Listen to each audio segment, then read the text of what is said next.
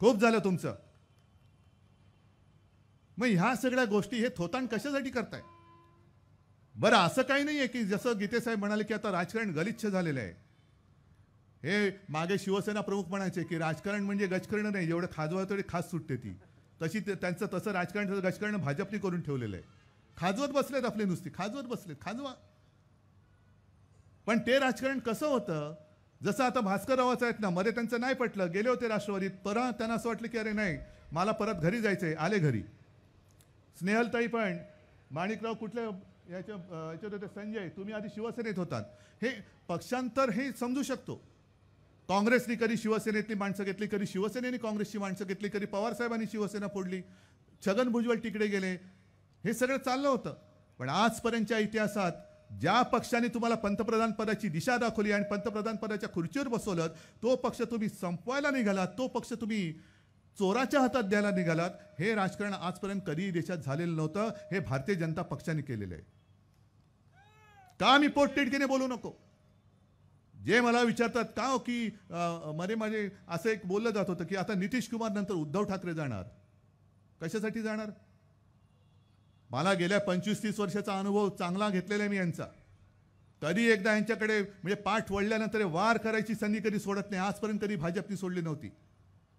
अगदी जुना इतिहास तुम्ही काढलात, ज्या वेळेला भुजबळांनी शिवसेना सोडली त्यावेळेला सुद्धा मनोहर जोशी विरोधी पक्षनेते होते. शिवसेनेला न विचारता संख्याबळ त्यांचं वाढलं म्हणून गोपीनाथ मुंडे हे सुधाकरराव नाईकांनी त्यांचं बोट धरून त्यांना विरोधी पक्ष नेतेपदाच्या खुर्चीवर बसवलं. इथपासून तो इतिहास सुरू होतो. मला आता त्या खोलामध्ये जायचं नाहीये कसं कसं त्यांनी काय काय केलं. अगदी जेव्हा संधी मिळते कधी, म्हणजे दत्ताजी साळवी तुम्हाला आठवत असतील, आठवतात ना?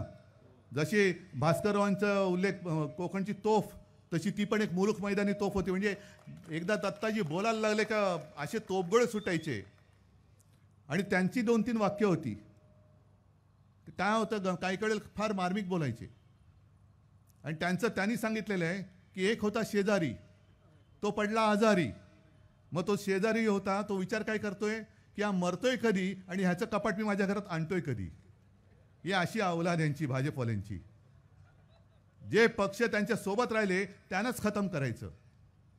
बरं, आज आणखीन एक गोष्ट मला कळली की जशी देशाचा एक तात्पुरता अर्थसंकल्प त्या सीतारामनबाईंनी सादर केला, तसंच आज मुंबई महापालिकेचा अर्थसंकल्प लोकप्रतिनिधी विना मेंढ्यांच्या अंडर असलेल्या आयुक्तांनी सादर केला.